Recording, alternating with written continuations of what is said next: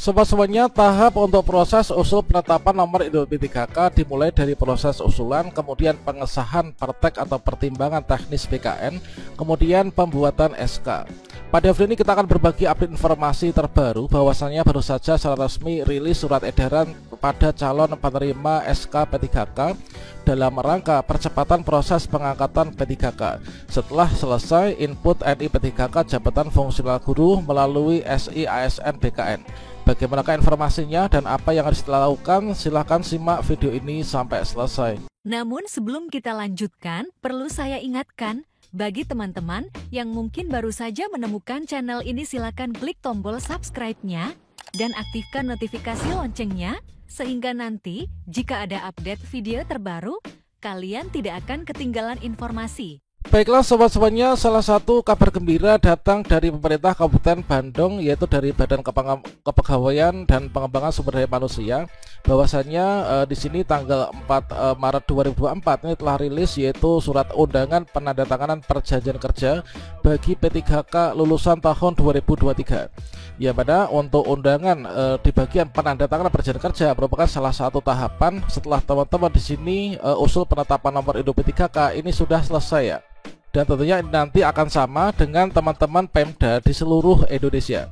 Disampaikan dengan hormat berdasarkan peraturan Kepala BKN ya, Badan Kepegawaian Negara nomor 1 tahun 2019 tentang petunjuk teknis pengadaan pegawai pemerintah dengan perjanjian kerja, bahwa sehubungan dengan selesainya setelah selesai penginputan pengusulan NI P3K jabatan fungsional guru melalui SIASN BKN dan dalam rangka percepatan proses pengangkatan P3K untuk tahapan selanjutnya yaitu pejabat pembina kepegawaian atau PPK, dan P3K ini menandatangani perjanjian kerja teman-teman.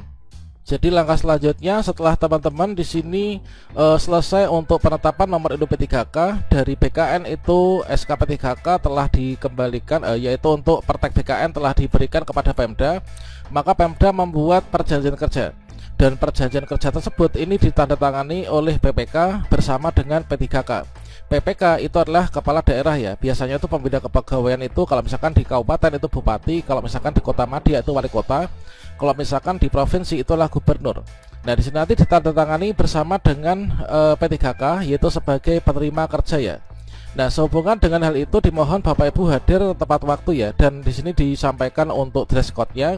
Untuk pria memakai kemeja putih lengan panjang, celana hitam, papan nama, pin dan sabuk korpi serta sepatu hitam. Untuk yang wanita ini kemeja putih lengan panjang, rok atau celana hitam, kerudung hitam, papan nama, pin dan sabuk korpi serta sepatu warna hitam. Tentunya teman-teman sebelumnya di sini sudah diminta untuk mengumpulkan materai ya, yaitu nanti dalam perjanjian kerja dalam suratnya nanti ada dibutuhkan materai 10 ribuan, ini ada 2 buah. Teman-teman di daerah lain nanti siapkan ya 2 materai untuk nanti tanda tangan ini. Nah, bagi calon P3K yang belum mengumpulkan materai wajib membawa materai 10 ribuan ya, ini adalah 2 buah. Kemudian dimohon untuk mengingat sesi, nomor meja dan juga nomor urut. Kemudian calon P3K datang paling lambat 30 menit sebelum acara ini dimulai. Kemudian bagi calon P3K yang sakit atau hamil besar dan berhalangan karena dinas, ini dapat tidak menghadiri acara dengan lapor kepada panitia. Penandatanganan perjanjian kerja akan dijadwalkan ulang nantinya. Kemudian jika calon P3K yang sakit atau hamil ingin hadir agar menyematkan pita berwarna merah di lengan baju di bagian sebelah kanan teman-teman. Kemudian calon P3K disarankan untuk sarapan atau makan terlebih dahulu ya. Ini tentunya hal yang sangat penting supaya nanti teman-teman tidak grogi atau tidak kaget ketika tanda tangan perjanjian kerja. Ini harus sarapan dulu ya. Kemudian calon P3K agar berperilaku sopan, teratur, tertib dan mengutamakan keselamatan baik pada saat keberangkatan, di lokasi kegiatan dan saat perjalanan pulang. Calon P3K yang membawa kendaraan pribadi untuk dapat menempatkan kendaraannya sesuai dengan lokasi parkir yang telah tersedia. Kalau misalkan di daerah ini yaitu terkait undangan tanda tangan perjanjian kerja untuk guru tahun 2023, di sini sudah dibagi nih, yaitu untuk wilayah kecamatan mana, kemudian di hari apa, kemudian sesi berapa, nomor meja berapa. Nah, teman-teman yang di daerah lain tentunya juga akan sama seperti ini. Ini sebagai contohnya, yaitu untuk daftar namanya ya. Ini adalah untuk pembagian wilayah, kemudian daftar nama yang diundang ini juga ditampilkan. Nah, tentunya informasi ini juga sangat bermanfaat bagi teman-teman yang saat ini juga sama-sama menantikan untuk penandatanganan SK penandatanganan dari perjanjian kerja yang selanjutnya akan dijadikan dasar sebagai pembuatan SK P3K yang nanti akan diserahkan. Nah, lantas kira-kira daerah teman-teman yang lain yang sampai saat ini belum ada undangan yang seperti ini, kapankah nanti akan diberikan? Tentunya teman-teman bisa memantau pada link resmi BKN untuk mengecek progres penetapan nomor induk P3K ya. Dan di sini kita update terbaru sekarang ini tanggal 5. Kalau misalkan di sini kita update untuk progresnya itu sekarang sudah sampai mana? Sepertinya baru saja diupdate lagi dari BKN teman-teman. Jadi di sini kita bisa pantau yaitu di SID 24 NIP3K dan LIP kita bisa enter. Untuk ini diupdate kemarin ya, baru saja nih, update per tanggal 4 Maret 2024. Untuk yang P3K guru kita bisa klik di sini. Ini adalah untuk update terbaru. Ini sudah banyak yang progres ya. Nah di sini. Jadi kalau misalkan di tampilan SK sudah ada, tentunya di sini sudah diserahkan SK-nya atau dalam progres perjalanan untuk penyerahan SK. Jadi sebagai contohnya di sini untuk yang di Sleman ya, Kabupaten Sleman P3K guru itu ada 506 formasi, kemudian yang lulus ini ada 488, kemudian isi DRH 487, kemudian usul masuk ini 486. Kemudian yang sudah NIP di sini ada 486, kemudian yang SK ini sudah 485.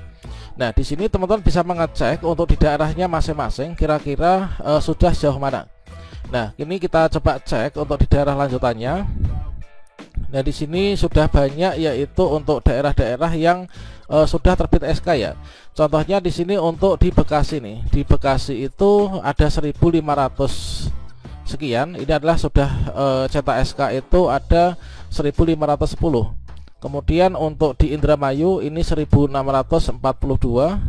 Kemudian untuk yang di Cirebon ini ada 332. Nah, di sini adalah untuk update terbaru tertanggal 4 kemarin. Nanti kita pantau biasanya 2 hari sekali, itu nanti akan diupdate lagi ya. Untuk di Konawe Selatan ini 98, dari awalnya formasi 100, kemudian 98 yang sudah diusulkan dan sudah mendapatkan NIP, dan juga di sini 98 ini yang sudah cetak SK ya. Nah ini, jadi teman-teman bisa memantau di sini dari Serdang kemarin yang pertama kali ya, kemudian di Asahan, kemudian juga pada daerah lainnya. Nah ini di Muaro Jambi, Tanjung Jabung Timur ini sudah cetak SK. Tentunya kalau misalkan sudah sedemikian, ini bisa jadi sudah dibagikan atau mungkin juga proses untuk penandatanganan perjanjian kerja. Kemudian di Katingan ini juga sudah cetak SK. Kemudian di Tabalong, kemudian juga di sini ada di Berau, selanjutnya di Balikpapan, Bontang.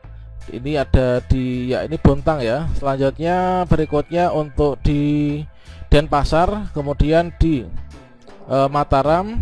Nah ini sudah banyak juga untuk progresnya yang sudah cetak SK ya. Jadi di sini yang sudah cetak SK, kemudian hasilnya adalah untuk yang BTS. Tentunya kalau misalkan BTS itu teman-teman pantau nanti untuk diminta melakukan perbaikan ya. TMS nggak ada, alhamdulillah. NIP, jadi indikasinya adalah di kolom NIP dan juga di SK. Semoga SK di daerah kalian juga segera terbit ya.